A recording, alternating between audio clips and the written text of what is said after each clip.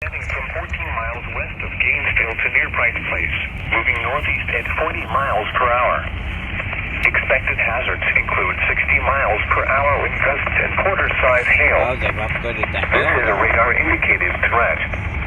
The following impacts are expected. Hail damage to vehicles is expected. Expect wind damage to roofs, siding, and trees. Locations impacted include Bull Shoals Lake, Gainesville, Theodosia, Pontiac, Sundown, Wixie, Noble, Willowlight, Hardensville, Sycamore, Rockbridge, Isabella, Nononi.